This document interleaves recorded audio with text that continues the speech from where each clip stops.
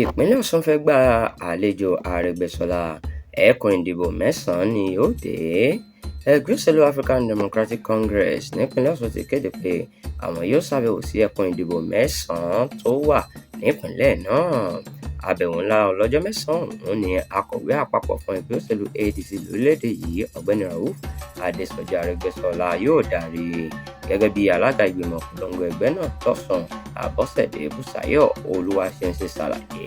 Àbẹ̀wò náà jẹ́ ọ̀nà láti lè túbọ̀ la àwọn aráàlú lọ́yẹ̀ lórí ẹgbẹ́ òṣèlú tuntun ọ̀hún ṣáájú ìdìbò gómìnà tí yóò wáyé ní ọdún 2026 nípínlẹ̀ Ọ̀ṣun.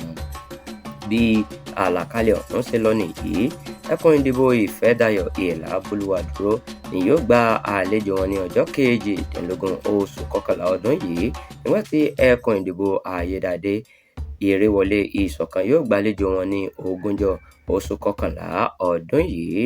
Ẹkùn ìdìbò Òbòkùnríadé ni wọn ó lọ ní ọjọ́ kẹẹ̀ẹ́dọ́gbọ̀n oṣù kọkànlá ọdún yìí.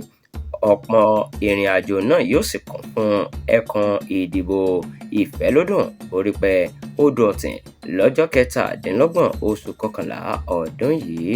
Ẹkùn ìdìbò Àárín Gbùngbùn Ifẹ̀, Ìlà Oòrùn Ifẹ̀, Àríwá Ifẹ̀ àti Gúúsù Ifẹ̀ ni wọn ó lọ lọ́jọ́ kejì oṣù kejìlá, yóò sì kan ẹkùn ìdìbò Gúúsù Ẹdẹ, Àríwá Ẹdẹ, Ẹ̀gbẹ́dọ̀rẹ́ àti Èjìgbò lọ́jọ́ kẹrin oṣù kejìlá ọdún yìí.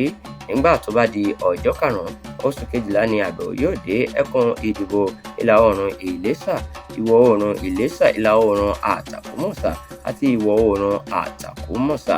Ẹkùn ìdìbò Ayédèrè, Ìwó, Ọláolúwa ní lọ́jọ́ kẹsàn-án oṣù kejìlá ọdún yìí. Wọn yóò sì parí rẹ̀ sí ẹkùn ìdìbò Òṣogbo, Ọlọ́rundá, Ìrẹ́pọ̀dùn àti Òròlú lọ́jọ́ kẹwàá oṣù kejìlá ọdún yìí. Àbọ̀sẹ̀dé ṣàlàyé pé àbẹ̀wò yìí yóò túbọ̀ mú kí ìbáṣepọ̀ láàrin ẹgbẹ́ ADC àti àwọn aráàlú dánmọ́rán sí i. Ó wá rọ àwọn adarí àtàwọn ọmọ ẹgbẹ́ òṣèlú náà láti túyàyà jáde fún ètò àbẹ̀wò ọ̀hún.